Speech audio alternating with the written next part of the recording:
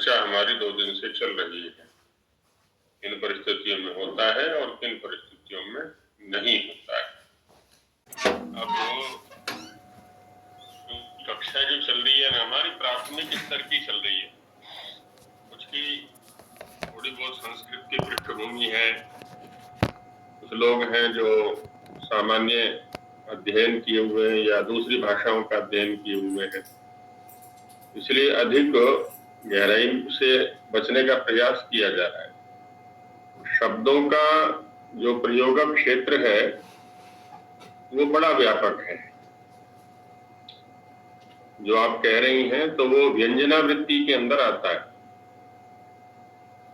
एक व्यक्ति है, तालाब में स्नान के लिए जा रहा है और वहां खड़ा हुआ एक व्यक्ति कहता है कि तालाब में घुस करके मरोगे क्या? छोड़कर अब यहाँ मारने में तात्पर्य नहीं है, उसके बचाने में तात्पर्य है। वाक्य का जो तात्पर्य है वो ये है कि तालाब में स्नान मत करो क्योंकि यहाँ पर मगरमच्छ हैं। अच्छा, दूसरा ये भी होता है, मैंने कहने के कई प्रकार हैं। जो स्नान करने जा रहा है उससे बोलता है तड़ागे मकराह संति, तालाब में मगरमच्छ हैं। अब वहां मगरमच्छों की सत्ता दिखलाने में मुख्य तात्पर्य नहीं है। मुख्य तात्पर्य है उसको उसमें प्रवेश करने से रोकना। चाहे तो ये कहें कि मरेगा क्या, चाहे ये कहें कि तालाब में मगरमच्छ हैं, दोनों का जो तात्पर्य है वह है तालाब में प्रवेश करने से रोकना। तो ये व्यंजनावृत्ति होती है, इसको व्यंग्यार्थ बोला जाता है। व्यंग्यार्थ में क्या होता है, जो वाक्य है वो अपने मुख्य अर्थ को छोड़ता नहीं है, लेकिन उससे कुछ अन्य ध्वनि निकल रही होती है, भिन्न ध्वनि निकल रही होती है, तात्पर्य भिन्न निकल रहा होता है। एक होती है लक्षणावृत्ति, उसमें लक्ष्यार्थ होता है। लक्षणावृत्ति में शब्द अपने मुख्य अर्थ को सर्वथा छोड़ देता है। अब जैसे यहां देखें, तड़ागे मकराह संति, तालाब में मगरमच्छ हैं, वास्तव में है वहां पर, इसने अपने मुख्य अर्थ को छोड़ा नहीं है। लेकिन मगरमच्छों की सत्ता दिखलाने में तात्पर्य नहीं है, अपितु तो तालाब में प्रवेश करने से रोकने में तात्पर्य है। व्यंग्यार्थ वह है। लक्ष्यार्थ में क्या होता है, लक्षणा में, लक्षणावृत्ति में या लक्षणा शक्ति में जो शब्द उच्चरित हुआ है वो अपने मुख्य अर्थ को सर्वथा छोड़ देता है, किसी अन्य अर्थ को कहता है। जैसे हम सभी जानते हैं, किसी से पूछा जाए कि तुम्हारे खेत कहाँ हैं, तो वो कहेगा गंगा पर या यमुना पर। अब गंगा अथवा यमुना जो नाम है वो तो जल प्रवाह का नाम है। जल प्रवाह में तो खेतों का होना संभव नहीं है। खेत माने जहां पर फसलें उगाई जाती हैं। तो यहाँ गंगा शब्द ने अपने मुख्यार्थ को सर्वथा छोड़ दिया, जल प्रवाह रूप जो मुख्यार्थ, और उसकी लक्षणा होती है गंगा तट में। जब वो कहता है ना गंगा पर खेत हैं, इसका मतलब गंगा के किनारे खेत हैं, ये लक्षणा वृत्ति होती है। अभिधावृत्ति में शब्द जिस अर्थ को कह रहा है सीधा सीधा उसी अर्थ का ग्रहण होता है, उसी को हम वाच्यार्थ कहते हैं, और वहीं पर शब्द का वाच्यवाचक भाव संबंध हुआ करता है।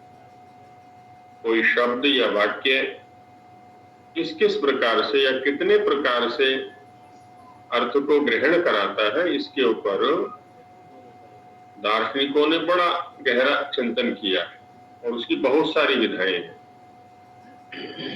वेदवाणी पत्रिका यहाँ से निकलती है,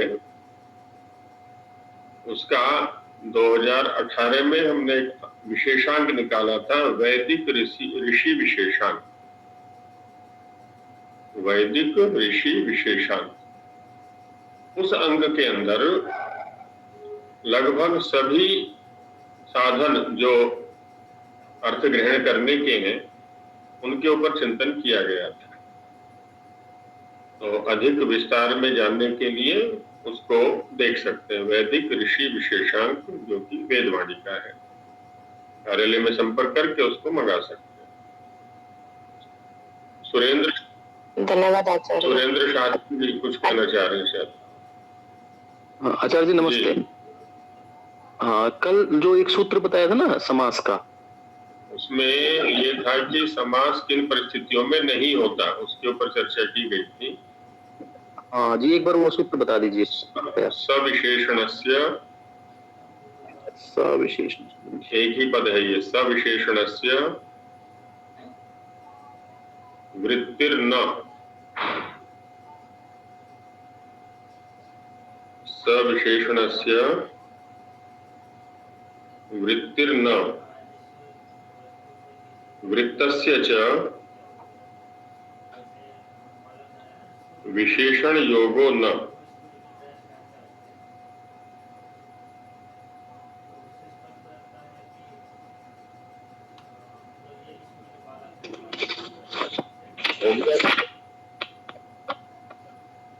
सविशेषणस्य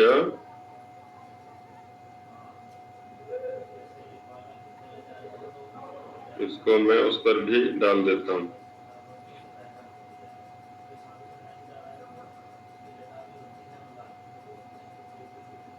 वृत्तस्य, आचार्य जी एक बार अर्थ भी बता देंगे? अच्छा बताता हूं।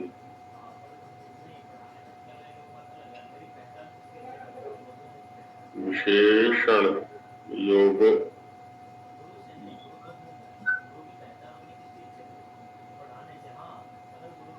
न, सविशेषणस्य वृत्तिर्न वृत्तस्य च विशेषण योगो न। ये देखिए ग्रुप में भी लिख करके मैंने डाल दिया। तो आचार्य जी भाष्यकार का वचन है ये। इसका अर्थ है, जिन पदों के मध्य में हम समास करने जा रहे हैं उनमें से यदि कोई पद अपने किसी विशेषण से युक्त है, समास के रूप में नहीं अलग से, तो उसका समास नहीं होगा। वृत्ति नहीं होगी माने समास नहीं होगा। और जिसका समास हो चुका है उसका अपने विशेषण से संबंध नहीं होगा। योग माने संबंध। जैसे कल हमने उदाहरण लिया था, संपन्नस्य राज्यः पुरुषः। तो संपन्नस्य जो है वो राज्य का विशेषण है। जब तक संपन्नस्य शब्द साथ में बैठा हुआ है राज्य के, तब तक राज्य का पुरुष के साथ समास नहीं हो सकता। संपन्नस्य को हटा दीजिए, समास हो जाएगा राजपुरुषा। और जब समास हो गया राजपुरुषा, अब राजन जो शब्द है वह किसी विशेषण से संबंध नहीं बना सकता। हम चाहें कि अब संपन्नस्य पद आ जाए और राजन के साथ जुड़ जाए, इसको विशेषित कर दे, वो नहीं होगा। विशेषण बनेगा तो समुदाय का बनेगा, अवयव का नहीं बनेगा। ये तात्पर्य है। हाँ जी, राकेश जी कुछ कहना चाह रहे थे। आचार्य जी वो विशेषांक जो हो कौन से माह का है? नवंबर का है क्या? हाँ, नवंबर, विशेषांक नवंबर में ही निकलता। ठीक है, धन्यवाद। और संभवतः 2018 में निकला था वो। वैदिक ऋषि विशेषांक है, बोलेंगे तो दे देंगे। ठीक है, धन्यवाद। हाँ जी, चलिए आगे बढ़ते हैं। ये तो चर्चा की हमने कि किस प्रकार के पदों में समास हुआ करता है या नहीं होता है। इसी चर्चा को थोड़ा सा और आगे बढ़ाते हैं, क्योंकि समास प्रकरण में प्रवेश करने के लिए यदि हमारी भूमि थोड़ी मजबूत हो जाएगी, शक्तिशाली हो जाएगी, तो प्रवेश करना सरल हो जाएगा। तो कल एक सूत्र चर्चा में लिया गया था, समर्था पदविधि, द्वितीय अध्याय के प्रथम पाद का प्रथम सूत्र है। इसके दो प्रकार से अर्थ किए जाते हैं। एक तो है, ऊपर देखो जो लोग से बात कर रहे हैं उनसे बात में बोलो ना, पाठ चल रहा है। समर्थानाम पदानाम विधि, एक तो ये जैसा कि हमने अर्थ भी किया था, कल चर्चा की गई थी, समर्थानाम पदानाम विधि। और समर्थ शब्द के अर्थ पर हमने चर्चा की थी, संगतार्थ, संप्रेक्षितार्थ, संबद्धार्थ, संश्लिष्टार्थ, जो पद परस्पर एक दूसरे के प्रति समर्पित है, किसी अन्य के साथ में निरपेक्ष हैं, वो समर्थ कहलाते हैं, उन्हीं का समास होगा। दूसरा अर्थ किया जाता है इस सूत्र का, पद विधि समर्थः भवति। जो पहले वाला अर्थ था वो तो समास करने से पहले परीक्षण करना है हमें, ये समास के योग्य हैं अथवा नहीं। जिन पदों में हम समास करने जा रहे हैं वो समास के योग्य हैं या नहीं है।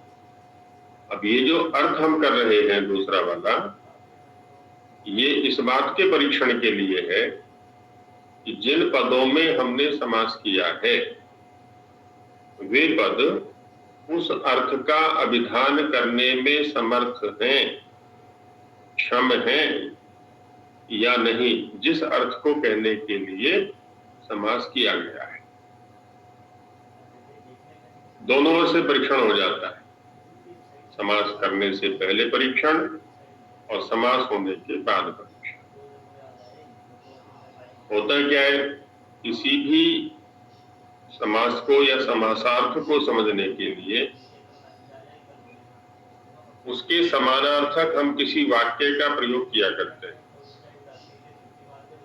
वाक्य में स्पष्टार्थता रहती है समास की अपेक्षा। क्यों?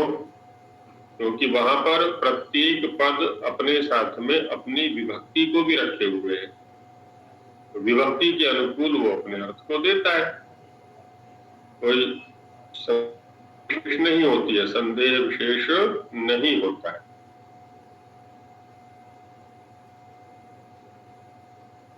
और समास में जाने पर क्योंकि विभक्तियों का लुक आदर्शन हो जाता है, अपनी जो विभक्तियां हैं, अवयव की जो विभक्तियां हैं उनका आदर्शन हो जाता है। अब जो विभक्ति रहेगी वो तो सामुदायिक रहेगी, समुदाय से उत्पन्न रहेगी, समुदाय से संबद्ध रहेगी। तो अवयवार्थ के स्तर पर कुछ संदेह हो सकता है, आरंभ में तो विशेष होता ही है, तो हम वाक्यार्थ से उसको स्फुट कर सकते हैं। राज्यः पुरुषः गच्छति, इस वाक्य का एक अर्थ है ना, राजा का पुरुष जाता है। राजपुरुषः गच्छति, अब यहाँ पर जो राजपुरुषः पद का हमने प्रयोग किया, समस्त का, समास युक्त का, यदि इस पद का भी वही अर्थ है जो कि वाक्यगत स्थिति में था, तब हमारा जो समास है वो ठीक है, उचित है। और यदि वाक्यार्थ कुछ अन्य हो रहा है और वृत्त्यर्थ माने समासार्थ कुछ अन्य हो रहा है, तो कहीं ना कहीं त्रुटि है। तो परीक्षण के लिए ये दो विधाएं अपनाई जाती हैं। अब कहाँ बहुव्रीहि है, कहाँ तत्पुरुष है, कहाँ कोई और समास है, प्रकरण के अनुकूल और वाक्य के अनुकूल हम इसका परीक्षण कर सकते हैं। अब जैसे जैसे हम आगे बढ़ेंगे वैसे वैसे इन सिद्धांतों का जो प्रायोगिक स्वरूप है वो भी सामने आता रहेगा, व्यावहारिक स्वरूप जो है वो सामने आता रहेगा। अब जिस विषय का कल संकेत किया था कि समास कितने प्रकार के होते हैं, उसकी ओर बढ़ते हैं जी। उसके प्रकारों में जो अब हम जा रहे हैं तो जितनी भी चर्चा करने का जी, तो ये संगत और संश्लेष ये दो प्रकार की थी या चारों समाज को अपने दो में हाँ बिल्कुल। प्रकार से किया। उसमें चर्चा कल की गई थी कि जो संप्रेक्षा है और संबद्धता है ये वाक्य में होती है, संश्लेष और संगति जो है वो वृत्ति में या समास में होती है। तो जब जब समास होगा तो ये दो वस्तुएं वहां पर रहेंगी, नहीं तो समास नहीं हो सकता। वाक्य दशा में क्या है, जैसे हम ये भी प्रयोग कर सकते हैं ना, संपन्नस्य राज्यः पुरुषः या राज्यम अस्ति, ये भी कर सकते हैं, विशेषण का प्रयोग कर सकते हैं। रूप में तो वाक्य स्वरूप होगा। हाँ वो ये वाक्य संश्लेष और संगत वहां पर संप्रेक्षा रहेगी, क्योंकि वहां पर द्वैत है, अलगाव है, पार्थक्य है, तभी वो एक दूसरे को देख सकते हैं। ये इसको देखेगा, वो उसको देखेगा अर्थाभिधान के लिए। उस स्थिति में वाक्यगत स्थिति में जब हम जाएंगे तो हम किन किन चीजों का विभक्ति आदि को देखते हुए ध्यान रखना चाहिए। अब वहां क्या है, वाक्य की अपनी परिस्थितियां हैं, अपनी विवशताएं हैं। वाक्य में क्या होता है, जैसे अभी पीछे चर्चा चल रही थी, वाक्यम स्यात् योग्यता आकांक्षा आसक्ति युक्त पदोच्चय, और साथ में तात्पर्य को भी दिया जाता है। अब इसमें वैयाकरणों के यहाँ पर वाक्य की परिभाषा दी जाती है एक तिंग वाक्यम। एक तिंग वाक्यम, एक से तात्पर्य वहां पर प्रधान से है कि जिस पद समुदाय में तिङन्त की या क्रियापद की प्रधानता होती है उसको वाक्य कहते हैं। दो प्रकार के पद रहते हैं वाक्य में, एक प्रकार के हैं सुबंत और दूसरे प्रकार के हैं तिङन्त। तिङन्त माने क्रियावाची, और जो क्रिया होती है वो प्रधान होती है। द्रव्य क्रिया के लिए होता है, ये जो पद रहेंगे वो द्रव्यवाची रहेंगे, सुबंत जितने भी है ना वो द्रव्यवाची रहेंगे। जो द्रव्यवाची हैं, जो सुबंत हैं, वो सिद्ध हैं, विद्यमान है। क्रिया जो होती है वो साध्य होती है। शब्द पकड़ में आ रहे होंगे, इन्हीं के भी शब्द कोई पकड़ में ना आए, कोई शब्द परेशान करे तो पूछ लिया करें, उसमें संकोच ना करें। मेरा प्रयास रहता है कि हम संस्कृत निष्ठ शब्दों से परिचित हों। सरल ही शब्द रहते हैं, अब सिद्ध और साध्य शब्दों से सब लगभग परिचित हैं। मीमांसा का एक सिद्धांत है, भूतम भव्याय उपदिश्यते। भूतम भव्याय उपदिश्यते। भूतम माने विद्यमानम, जो पदार्थ विद्यमान है, और भव्याय माने होने वाले के लिए। भूतम भव्याय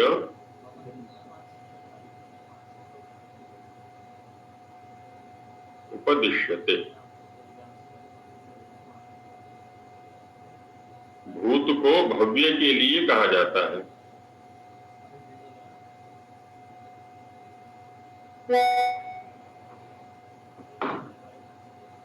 भूतम माने विद्यमानम और भव्याय माने भाविने, होने वाले के लिए। अब हम सभी विद्यमान हैं, जितने भी इस कक्षा में बैठे हैं। तो ये भूत है माने विद्यमान है। और भव्य भावी क्या है? पढ़ाई, पढ़ना रूपी क्रिया। तो सब मिलकर के उसको सिद्ध कर रहे हैं। तो वहां पर हम हो गए साधन सारे के सारे, और क्रिया क्या हो गई? साध्य। तो एक तो विवेक ये हो जाता है वाक्य के स्तर पर कि जो सुबंत है वो साधन रहेंगे, इसलिए उनके लिए नाम है कारक, और दूसरे क्रियावाची रहेंगे जो कि साध्य है। तो जितने भी कारक हैं वो सारे के सारे क्रिया के लिए समर्पित रहेंगे, क्योंकि क्रिया के होने के लिए उनकी सत्ता है। तो मुख्य क्रिया केंद्रीय रहेगी, वहां पर केंद्र में रहेगी। अब होता है क्या है? उन कारकों का भी आपस में कुछ संबंध होता है। उस संबंध विशेष को दिखलाने के लिए ही उनका नामकरण किया हुआ है। कर्ता है, कर्म है, करण है, संप्रदान, अपादान, संबंध आदि जो भी है अधिकरण।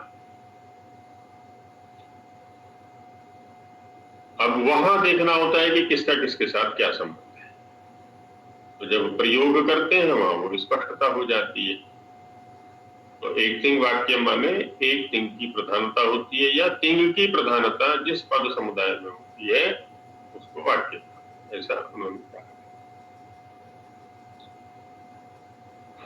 तो अब समास, पहले तो ये कि समास कहते किसको है। अब एक तो प्रक्रिया का नाम समास है, एक पद का भी नाम समास है, और दूसरा जो क्रिया की जा रही है उसका नाम भी समास है।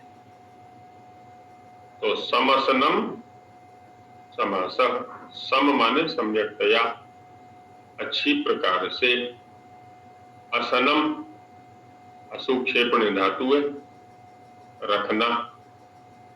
जो पद अभी तक स्वतंत्र स्थिति में थे, अपने विभक्ति थी, अपना स्वर था, अपना अपना अस्तित्व था,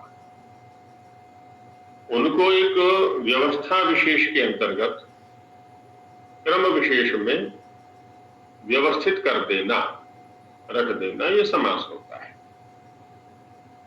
उस व्यवस्था का नाम समास है। और उस व्यवस्था से उत्पन्न जो पद है उसको भी हम समास कह देते हैं। उस व्यवस्था के लिए जो सिद्धांत निर्धारित किए गए हैं उनको भी हम समास कह देते हैं। किसी भी शब्द का प्रयोग करते समय हमें ये देखना होता है किस प्रसंग में या प्रकरण में शब्द का प्रयोग किया जा रहा है। यहां समास हो गया, ये क्रिया। यहां समास करने वाला सूत्र कौन सा है? सूत्र, साधन, सिद्धांत। यह समास पद है या समस्त पद है, यहां पद के लिए आ गया हो। वाक्य में पौर्वापर्य पदों का जो होता है, पूर्व में किसको रखना है, पर में किसको रखना है, ये लगभग नियत नहीं होता, निश्चित नहीं होता। हम किसी भी पद को आगे पीछे कर लिया करते हैं अपनी सुविधा के अनुसार। गुरुकुल से कोई बच्चे कोई पूछना चाह रहे हैं, बोलो भाई। कन्या गुरुकुल से। जी आचार्य, आपने जो समास का परिभाषा बताया, तो ऐसा नहीं कर सकते संक्षेपस्य नाम समासः? समास शब्द संक्षेप अर्थ में भी आता है। प्रवचन की दो शैलियां होती हैं, एक समास शैली होती है, एक व्यास शैली होती है। समास शैली वो होती है जिसमें संक्षेप से चर्चा की जाती है, और व्यास शैली वह होती है जिसमें खुल करके चर्चा की जाती है, विस्तार से चर्चा की जाती है। समास शब्द का संक्षेप अर्थ में भी प्रयोग होता है। जो प्रसंग हमारा चल रहा है उसमें भी इस शब्द का प्रयोग हम कर सकते हैं। यहाँ जो संक्षेप शब्द का प्रयोग है वो इस दृष्टि से हो सकता है कि जब उन पदों का प्रयोग हम वाक्य में करते हैं तो उनकी अपनी अपनी विभक्तियां होती हैं, अपना अपना स्वर होता है। जैसे हम इसको समास व्यवस्था गए, अब एक पद बन गया और एक स्वर बन गया। तो इस दृष्टि संक्षेप अर्थ वाला जो समास शब्द है उसका भी प्रयोग कर लिया। केवल दृष्टि भेद है समास का, ये भी एक अर्थ हो जाए। तो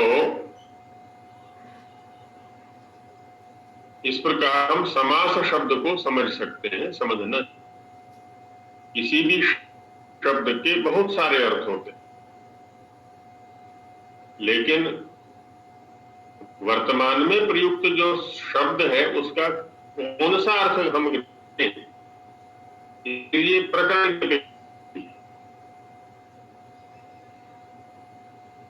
किस प्रकरण में हम शब्द का प्रयोग कर रहे हैं, तो उससे अर्थ का बोध हो जाता है। सभी शब्दों के साथ ऐसा ही होता है। हम भी अपने जीवन में बहुत सारी भूमिका होते हैं, हम में से की बहुत सारी भूमिकाएं हैं। एक ही दिन में कितनी भूमिकाएं निभा देते हैं। जब हम पुत्र के साथ होते हैं तो अलग हमारा परिचय होता है, अलग अर्थ होता है। जब हम माता या पिता के साथ होते हैं तो हमारा अलग परिचय है, अलग अर्थ है। एक पति या पत्नी के रूप में है तो अलग परिचय है, अलग अर्थ है। अलग है दुकानदार के रूप में है तो अलग है। अब इन इसलिए जाए अध्यापक के अलग रूप है, व्यवस्थापक के रूप में, संचालक के रूप में, ड्राइवर के रूप में, कितनी भूमिकाएं हैं। तो हमारा अर्थ है, हमारी क्या भूमिका है, हमारा क्या परिचय है। तो जितने भी कार्यों को करते हैं प्रत्येक कार्य हमारा परिचायक है, प्रत्येक कार्य हमें अर्थवत्ता दे रहा है। स्थिति शब्द के साथ होती है। अच्छा, यहां तक भी है अपनी प्रकृति है, अपना स्वभाव है। हमारा परिचय हमारे पड़ोसी से भी होता है। हम किस प्रकार के व्यक्ति के खड़े हैं या किस प्रकार के व्यक्ति के साथ बैठे हैं, उस व्यक्ति की प्रकृति सामने वाले विषय में पता नहीं है। तो हमारी जो व्याख्या है वो हमें से होगी, क्योंकि इस प्रकार व्यक्ति रहता है या खड़ा है या बैठा है, इसका मतलब यह भी ऐसा ही। यही स्थिति शब्दों की भी होती है। जो पड़ोसी शब्द होता है उसके साथ में प्रयुक्त शब्द किसी शब्द का हुआ करता है। ऐसे बहुत सारी परिस्थिति बोलते हैं। सानिध्य, शब्दांतर का सानिध्य, के शब्द के सानिध्य से भी है ना किसी शब्द के अर्थ का निश्चय होता है या निश्चय होता है। तो अब जैसे राम लक्ष्मण बोला, राम शब्द संदिग्ध है कि किस राम,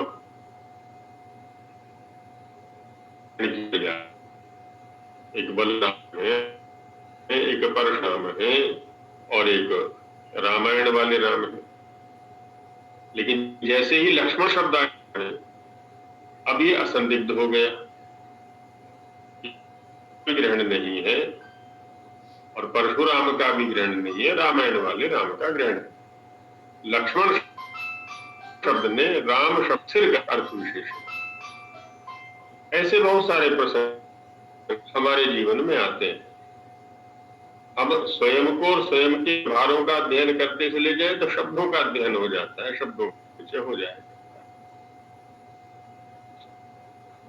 तो समास की बात चल रही है। शब्द लगभग स्पष्ट हो गया होगा। अब आगे चलते हैं समास के प्रकार। यहाँ पर जी बहन जी, अर्चना जी कुछ कह रहे हैं जी। अरे भी का संक वाक्य में बता दीजिए। पदस्य विधि विभक्ति पद विधि, पदयोगी पद विधि, पदानाम विधि पद विधि, पदे विधि पद विधि। सप्तमी पुरुष भी है।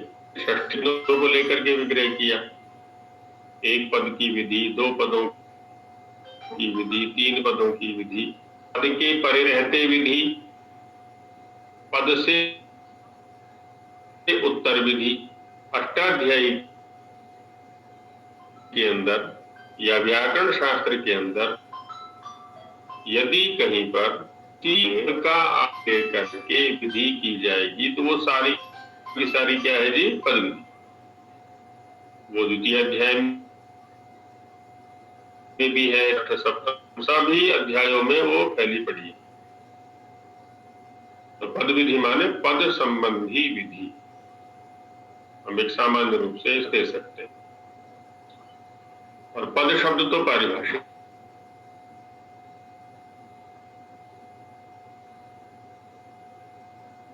है ही, वैयाकरण पर सुप्तिंगंतम का नाम है। तिंग भी एक प्रकार प्रत्ययों का नाम है, वो उनको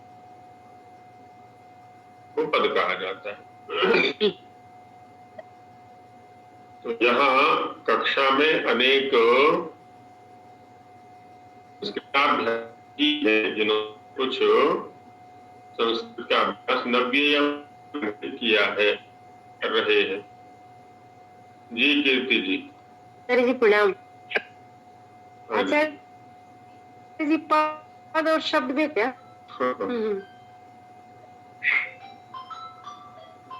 शब्द जो शब्द व्यापक है, शब्द अनेन इति शब्दः, शप आक्रोश धातु है,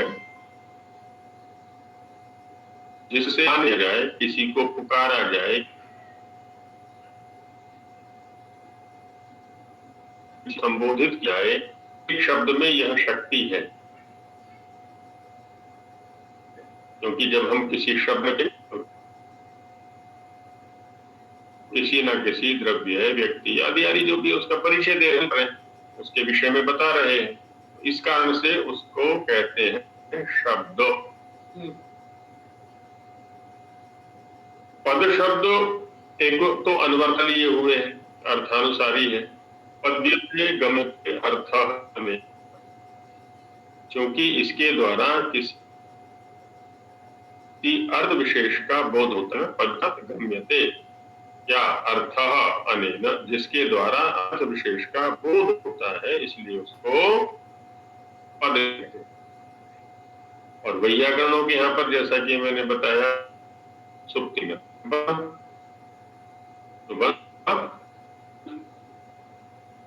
एक पारिभाषिक सा स्वरूप, एक कोडवर्ड सा हो गया वैयाकरणों का। तो हालांकि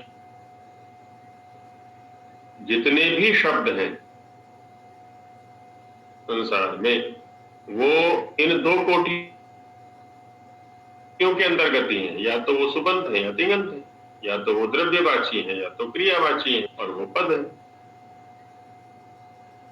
जैसे हमारे कई परिचय हैं, कई नाम हैं, वैसे ही ये शब्द है, वह पद है, प्रातिपदिक है। तो प्रत्येक शब्द अपना एक परिचय लिए हुए है, अपना एक अर्थ लिए, एक परिस्थिति। तो कन्या गुरुकुल से क्या बच्चे वो आचार्य जी सारा अक्षर पर, ये तो बेटा आरंभ में चरावनी उच्चारण है। अक्षर किसको कहते हैं? अक्षरम साथ, क्योंकि जो क्षीण नहीं होता है, को अक्षर कहते हैं। और शब्द इसलिए कहते हैं जो सारा किसी को पुकारा जाता है ना। प्रत्येक शब्द है ना, हमें ये रखना है, यदि शब्दांतर है तो अर्थांतर भी निश्चित रूप से रहेगा। यदि शब्दांतर है माने कोई भिन्न शब्द है तो अर्थ भी निश्चित लग रहेगा, शब्द भी समानार्थक नहीं हो सकते। ये का सिद्धांत है कि कोई ही दो ही उसी अर्थ को कहने वाले नहीं हो सकते। शब्द भिन्न भेद है तो निश्चित ही अर्थ भेद भी रहेगा। अब अक्षर भी है, वर्ण भी है, दोनों अर्थ है। शब्द का अपना अर्थ है, पद का अपना अर्थ है, एक का अपना अपना। तो आचार्य जी अक्षर भी तो व्यापक है और शब्द भी। तुम्हारा क्या है? उषा आर्य जी। उषा हो, कन्या हो या लड़की हो या विद्यार्थिनी हो, ब्रह्मचारिणी हो, क्या होगा? सारे हैं।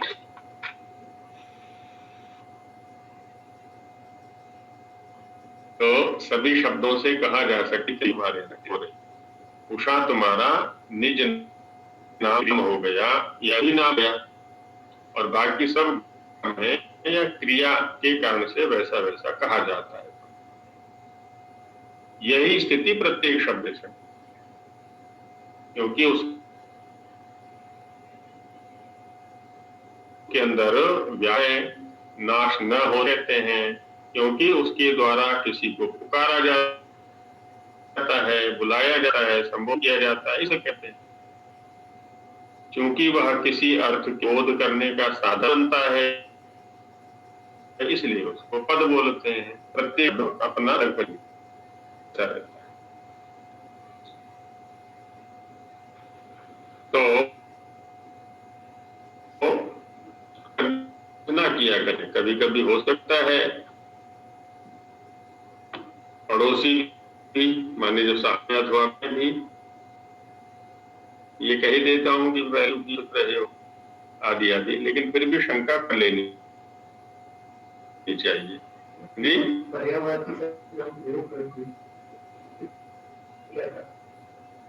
पर्यायवाची शब्द से तात्पर्य होता है किसी के स्थान पर, किसी शब्द के स्थान पर किसी दूसरे शब्द का प्रयोग कर देना, इसको हम पर्याय। अब पानी के पर्यायवाची क्या है, ऐसा बोला जाता है। अब पानी का पर्यायवाची तो कोई हो ही नहीं सकता देखा जाए तो।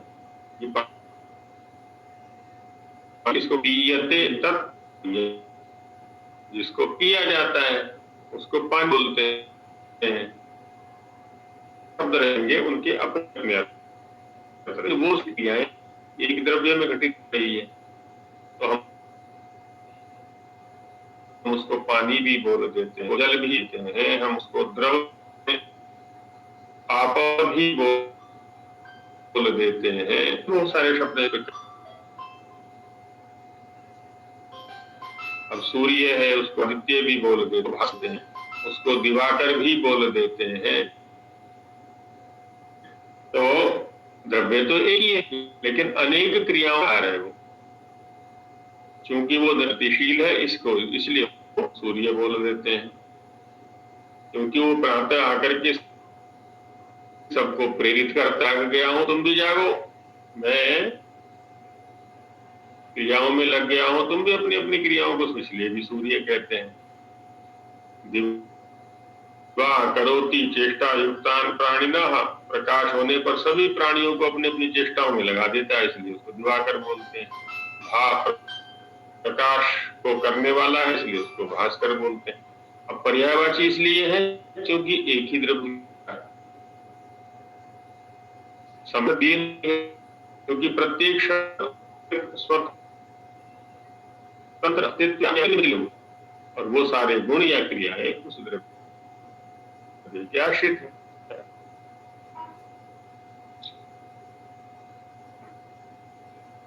आचार्य जी, ये पर्यायवाची औनार्थी जो अभी आपने बताया, इसका मतलब समानार्थी में भेद है। हाँ, समान इसको कहेंगे। समान शब्द का जो प्रयोग कर रहे हैं हम यहाँ पर, वो इसलिए कहते हैं कि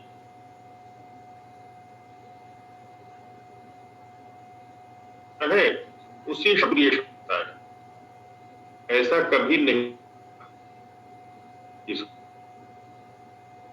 हटाने के लिए हमने समान शब्द पर्याय का इसलिए कर रहे हैं कि जिस द्रव्य के लिए सूर्य शब्द का प्रयोग होता है उस द्रव्य के लिए आदित्य शब्द, दोनों शब्दों से एक ही संबोधित किया जाता है, इसलिए पर्याय का प्रयोग करते हैं। वास्तव में तो क्या स्थिति है कि हम की स्थिति में जाएंगे तो कोई भी किसी के अर्थ को नहीं कहता। आदित्य का अपना अर्थ, आदित्य माने अदिति, अदिति माने नहीं, इसका नहीं होता। इसकी अंतरता जिसके अंदर वो आदित्य, अदिति का जो संतान है, अदिति का जो पुत्र, उसको आदित्य तो लोग रहते हैं, आते रहते हैं, जाते रहते हैं, जब तक भी है मतलब से अधिक उसकी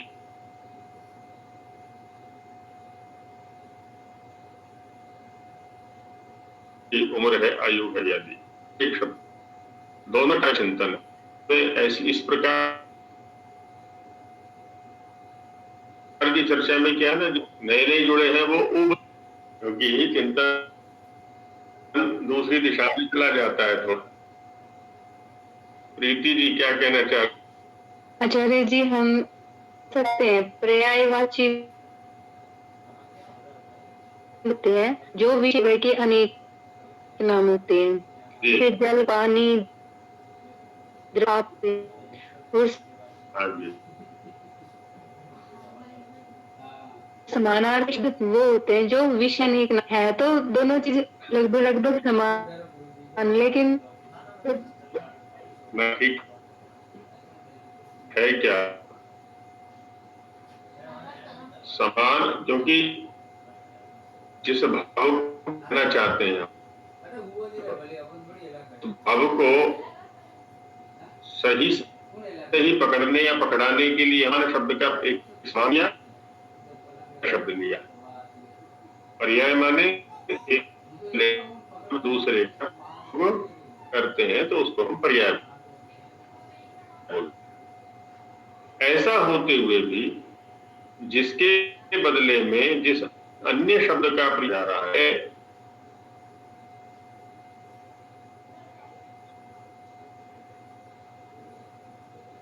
वह एकदम उसके लिए उसी अर्थ को कहना ये संभव नहीं है कभी भी।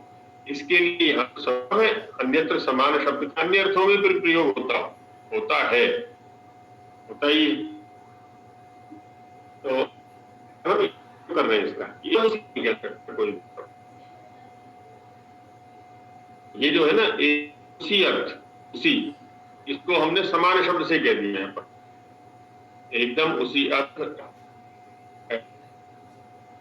ऐसा है या प्रयोग करें बातें की, ऐसा कोई शब्द से नहीं मिलेगा कि एकदम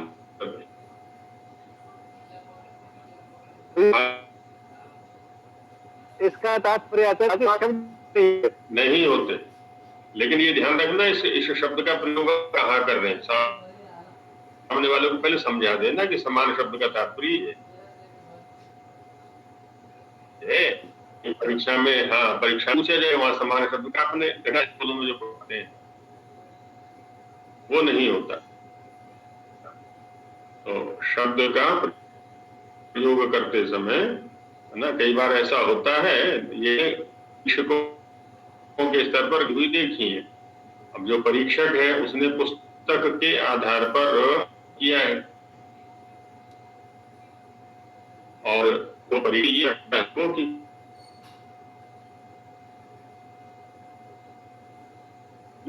पुस्तक लिखा है में लिखा, अब कुछ उसको अन्य रंग में लिख दिया, हालांकि हो सकता है या उससे भी गुण हो सकता है। तो क्या करता है, सामने रख रखती है तो काट देता है, ये गलत, क्योंकि ढंग से उसने सोचा ही नहीं। जबकि अनेक बार ऐसा होता है, अभी भी हमारे सामने घटनाएं घटती, छात्र एकदम अलग ढंग से चिंतन करके सामने ले आया करते, और वो सही हो, कभी कभी हम छात्र ठीक, तो ये घटनाएं घटती है। समानता जो हम समानार्थक वो हो सकता है कि कुछ संपूर्ण और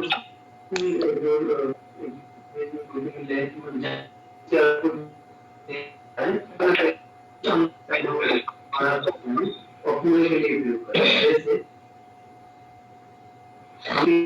काफी तरह अब तरह हो गया तो वो उस पिता की माता से भी उसका हो गया, माने पिता ही है, लेकिन देने की आकृति आदि कोई स्वभाव आंशिक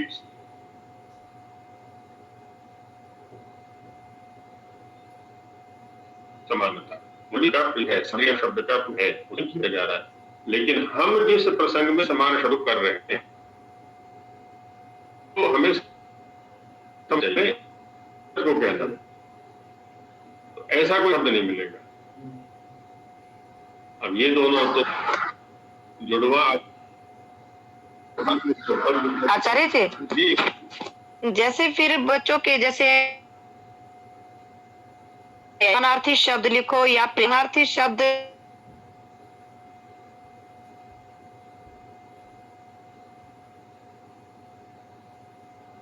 जो प्रश्न आता है तो क्या वो साधु नहीं है? हाँ, तुल्य अर्थ में तो वह ठीक है। मैं ये नहीं कह रहा कि समान शब्द का और भी नहीं है, इसी शब्द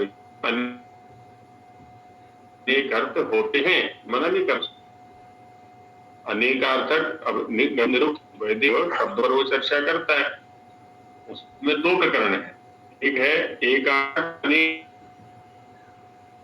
एक शब्द, एक शब्दों का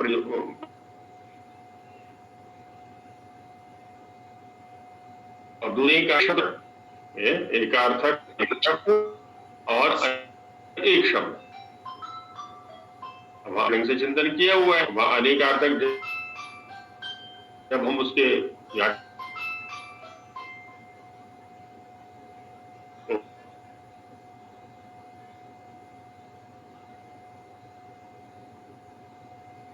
वह पर्यायवाची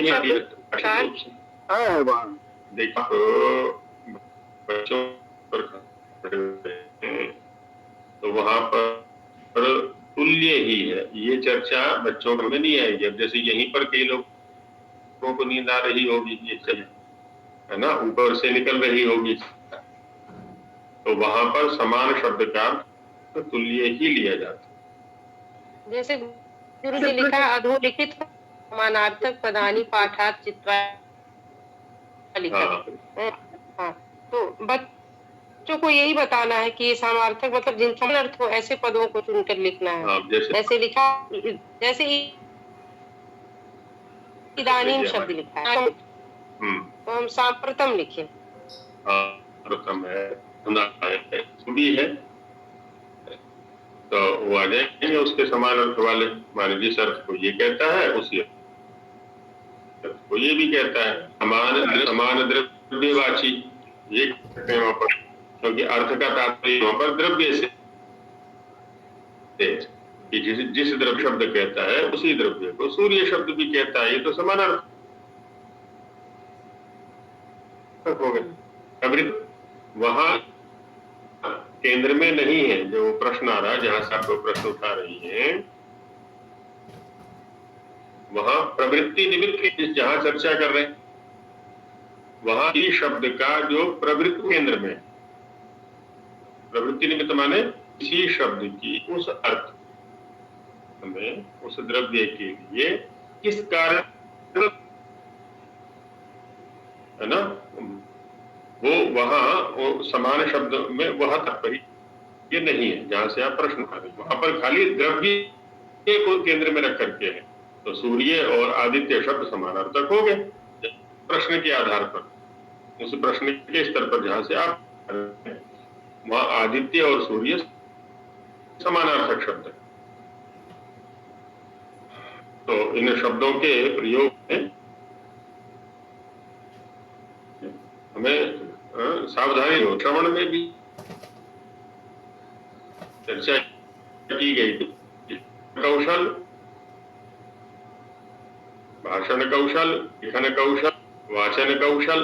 कौशल में यही तात्पर्य होता है कि गंभीरता तक जाए, जहां भी हो सकता है गंभीरता तक जाए, उसको पकड़े। तत्माने तस्य भाव के प्रवृत्ति के निमित्त स्तर पर क्या हो सकती है जब माता पिता अध्यापक वर्ग उस स्तर के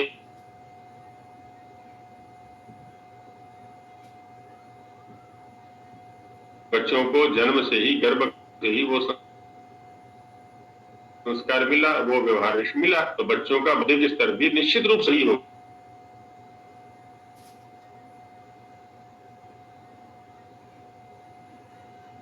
तो एकाएक उनके सामने ये दाखिल करके विचलित जाएंगे वो बच्चे। वहां तो जो लोकअप ही लेना है, ऐसा रहता है।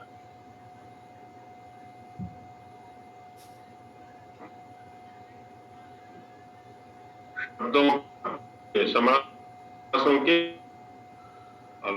जैसी चर्चा चल रही है तो कुछ लोग से समासों के प्रकार को होंगे ऐसी अपेक्षा की जा सकती है। तो समास कितने प्रकार के होते हैं? जी 4 प्रकार के होते हैं। कौन कौन से? 6 प्रकार। अभी पहले जो बोल रहे हैं उनको बोलने दो। पहले अर्चना जी ने बोला है तो इनको स्पष्टीकरण देने दे। जी तत्पुरुष, द्वंद्व, बहुव्रीहि और कर्म धारय तो तत्पुरुष अंतर्गत आ जाता है। जी बस इतना ही पता है। अभिभाव, हाँ 4 हो गए। अब ये आर्ष कन्या गुरुकुल वाले 6 प्रकार के बता रहे हैं। बताओ बेटा कौन से 6 प्रकार के? बताओ। 4 जी। ये 6 भी हो सकते हैं। 6 बोला था तो कोई क्या आपने पढ़े हैं? अच्छा जी 4 तो इन्होंने बता दी। और केवल सिद्धांत को जो केवल जी उसका पूर्व उपपद समास। उपपद पुरुष भी उपपद जो है उसके ही अंतर्गत आ गया। वो कोई स्वतः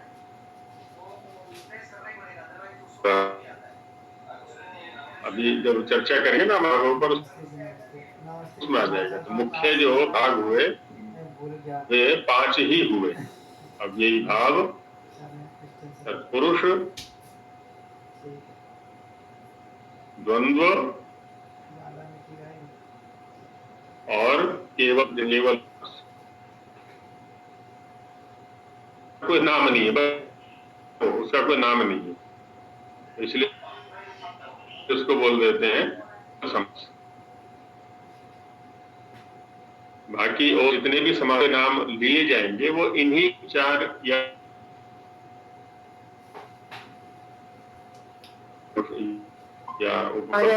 तत्पुरुष तो उन्हीं के। तो अभी क्योंकि समय तो इसको यही विराम लेते हैं। आगे कल विस्तार से चर्चा की जाएगी। इनके पास जो सभी हो वो अकेला सकते हैं प्रकारों के विषय में। एकदम खुले ढंग से चर्चा भी करनी है, स्वाध्याय भी करना है और उन विषयों को रखना भी है। संकोच ना करें किसी प्रकार से। चलिए समाप्त करते हैं मंत्र पाठ। ओम सहना